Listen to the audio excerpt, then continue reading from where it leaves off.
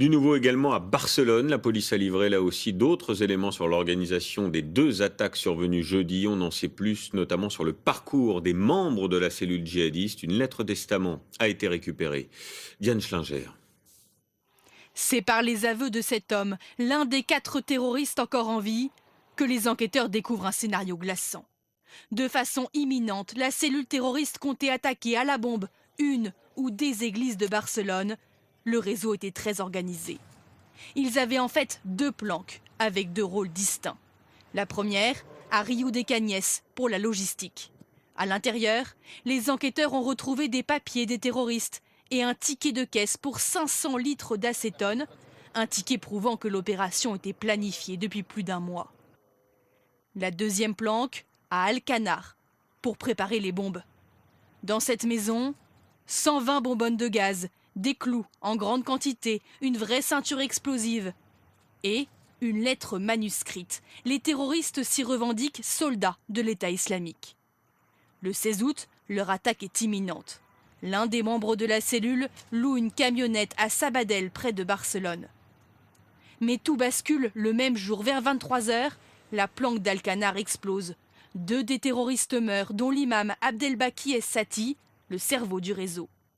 Les terroristes n'ont alors plus d'explosifs, plus de chefs. Ils improvisent une nouvelle action.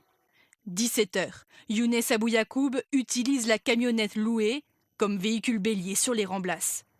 Plusieurs heures après, 5 autres terroristes achètent des couteaux et des haches à Cambrils, avant de foncer sur les passants vers 1 h du matin. Tous les membres du réseau encore en vie ont été mis en examen. Un seul a été libéré et placé sous contrôle judiciaire. Il est le propriétaire de l'Audi du commando de Cambrils, mais il n'y a aucune preuve qu'il avait connaissance de l'attaque terroriste. Oui, l'enquête qui se poursuit aussi côté français, qui se concentre précisément sur les occupants de cette fameuse Audi. Pourquoi étaient-ils à Paris? Ont-ils fait des repérages? Ont-ils rencontré des complices?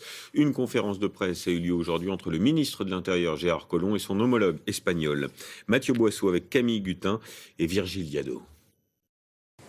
2 ministres de l'Intérieur côte à côte aujourd'hui, Gérard Collomb et son homologue espagnol, comme pour montrer que leur pays travaille main dans la main contre le terrorisme. Ces dernières heures, les contacts sont permanents entre les 2 services de renseignement. Au centre de leurs enquêtes, le passage en France de 2 des terroristes, 6 jours seulement avant les attentats. Nous essayons de travailler pour déterminer pourquoi les auteurs de l'attentat étaient venus à Paris et ce qu'ils avaient fait dans la région parisienne. Cette collaboration entre les 2 pays a déjà permis d'accélérer l'enquête, et voici comment. Juste après l'attentat, les Espagnols fournissent d'abord les photos des suspects, des numéros français retrouvés dans leur téléphone et une plaque d'immatriculation. Celle de cette voiture utilisée pour percuter la foule à Cambrils.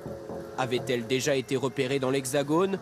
Les policiers français le confirment rapidement. En retour, ils dévoilent l'itinéraire du 11 août de cette voiture et le passage à Paris, 6 jours avant l'attentat, de 2 des terroristes, dont le conducteur de la camionnette de Barcelone. Les autorités espagnoles apprennent ainsi qu'ils ont passé une nuit dans cet hôtel et acheté un appareil photo dans ce magasin parisien. Des informations précieuses pour trouver d'éventuels complices. Selon cet expert, France et Espagne auront besoin d'aller encore plus loin dans la collaboration. On va demander également aux services étrangers de mener des enquêtes sur leur propre territoire, des écoutes téléphoniques par exemple, très concrètement, de balisage de véhicules, sonorisation d'appartements, tout ce qui va servir finalement à établir des faits. Mais cette entraide entre services de renseignement n'est pas toujours aussi efficace. À l'échelle européenne, quand 3 ou 4 pays sont concernés, les échanges sont beaucoup moins fluides, au risque de ralentir les enquêtes.